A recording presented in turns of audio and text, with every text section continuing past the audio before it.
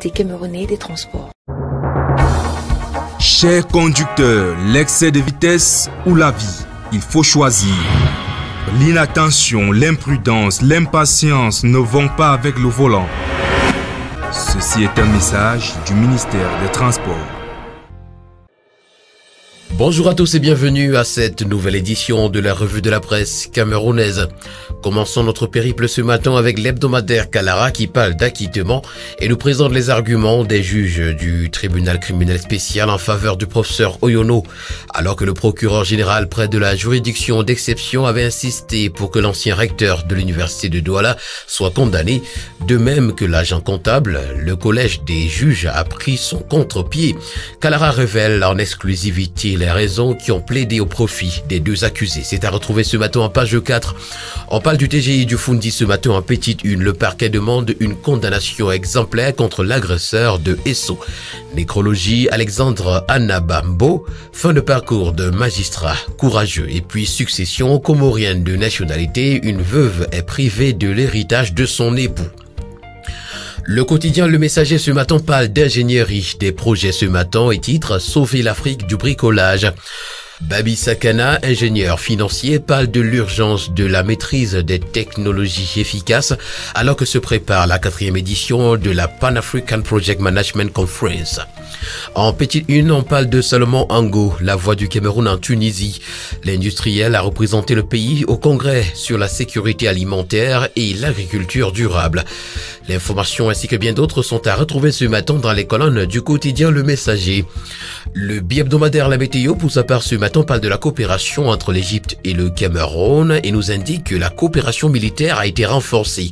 En visite de travail de 4 jours au pays de Paul Biya, le vice-ministre de la Défense de cette nation amie, le général de division Khaled Hassan Kenawi Abdelmla, a été reçu en audience ce 11 octobre à Yaoundé par le ministre de la Défense Joseph Betty Assomo. Les deux personnalités sont par ailleurs convenues de s'accorder sur les mécanismes d'exécution de leurs multiples partenariats.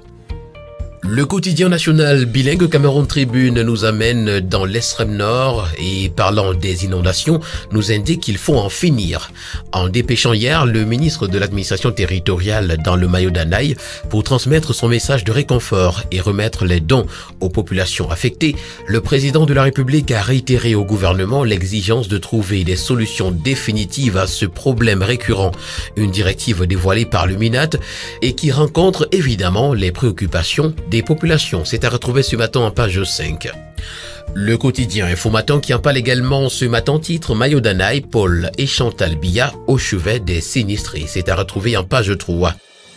Restons dans la partie septentrionale du pays ce matin avec le tri-hebdomadaire du Sahel qui nous amène particulièrement dans la région du Nord et nous renseigne que les marchés de Garoua sont dans le noir depuis un mois.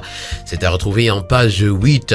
En petite une, nous retrouvons Didier Dinamou, le génie de l'école polytechnique de Marois. Grand Nord, 9 IPES sur 235 pour former des étudiants. Et puis à Damawa, les Bororo victimes des discours de haine.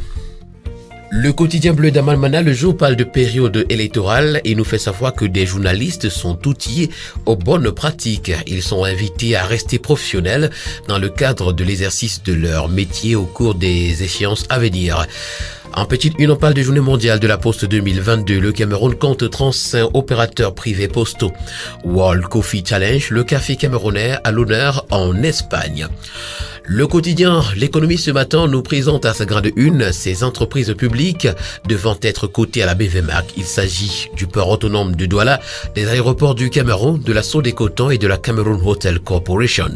Elles ont été dévoilées dans une correspondance adressée au directeur général de la Bourse des valeurs mobilières de l'Afrique centrale par Louis-Paul Motazé, ministre des Finances. L'information ce matin, vous l'aurez en page 3. En petite une, on parle de Douala. La conférence d'affaires annuelle Promit Hop and Learn s'ouvre ce jour. Transformation des produits agricoles, le Conseil des entreprises du Commonwealth, enquête d'opportunités au Cameroun. Madi, la compétitivité des zones industrielles préoccupe et puis formation professionnelle. Retrouvons les enjeux du Forum germano-africain. L'hebdomadaire Expression économique nous présente également ce matin à sa grande une ces entreprises d'État proposées en bourse. Zone CEMAC en petite une, Camercap plaide pour un repositionnement de la BIAC. Parlons toujours de bourse ce matin avec le quotidien Econews qui a sa grande une nous renseigne que l'État allège ses actifs. 4 entreprises du portefeuille détenues jusqu'ici à 100% par l'État vont bientôt être introduites à la bourse des valeurs mobilières d'Afrique centrale à BVMAC. Le Cameroun cède ainsi une part de ses actifs qui s'ouvrent à l'actionnariat. Ce mouvement est-il en mesure de dynamiser le marché financier et l'économie de la sous-région? S'interroge ce matin le quotidien Econews qui nous propose d'ailleurs une analyse à ce sujet à sa page 7. Le journal Éco Matin en petite une nous renseigne qu'il ne s'agit pas seulement du Cameroun, mais le Cameroun et la RCA vont coter 7 entreprises en bourse à la BVMAC. En grande une, on parle de marché financier et monétaire. CCA Bank reçoit le feu vert de la BEAC et de la cause du MAF. Hydrocarbures, le retrait de Total Energy en RCA va-t-il profiter à Tradex? Avec le quotidien de la santé Éco-Santé ce matin, on parle de l'approvisionnement en eau potable. La Camwater met 2 numéros WhatsApp à la disposition de sa clientèle. Dans un communiqué signé du mardi 11 octobre 2022, le nouveau directeur général de la Cameroon Water Utilities Corporation, Blaise Moussa, fait savoir au public en général et aux abonnés en particulier la création de 2 numéros WhatsApp. Ces 2 numéros sont des canaux d'alerte à travers lesquels la Camwater reçoit et collecte toutes les requêtes relatives aux problèmes de branchement, de dénonciation des fraudes et corruption, de signalisation des fuites et des casses, le manque d'eau et toute autre perturbation de l'approvisionnement en eau potable, les lenteurs dans le traitement des dossiers, le mauvais accueil dans les agences commerciales. C'est à retrouver ce matin en page 4. En petite une, on parle de création de nouveaux centres de santé intégrés. Kananga dit sa gratitude à Manaouda Malachi. Et puis, nutrition, les 5 principaux avantages des aubergines pour la santé sont à retrouver dans les colonnes du quotidien Éco-Santé. Avec le journal à caractère satirique, le Popoli ce matin, on parle du jeu des ombres sur les lignes budgétaires. La gouvernance du tapé d'eau s'exclame ce matin le Popoli. Et puis Cameroun en pied de une, le Sénat se transforme en église du sommeil. Le quotidien Vert Émergence ce matin qui nous amène dans la zone CEMAC nous fait savoir que les crypto-monnaies effectuent une percée. L'information au complet, vous la retrouverez en page 3. Électricité en petite une, Eneo réclame 16 milliards de francs CFA aux communes. Et puis Sodécoton, les producteurs sont en quête de 14 milliards d'impayés. Le quotidien Mutation, on parle de carte nationale d'identité. Il la présente comme la pièce dramatique. La scène qui s'est déroulée dans un commissariat à Fumbo rappelle le calvaire persistant lié à la non-délivrance du précieux document dans les délais raisonnables. Retrouvons ce matin des pages 4 à 5 le regard de Anne Fégan-de-Noix, initiatrice du mouvement Je veux ma CNI.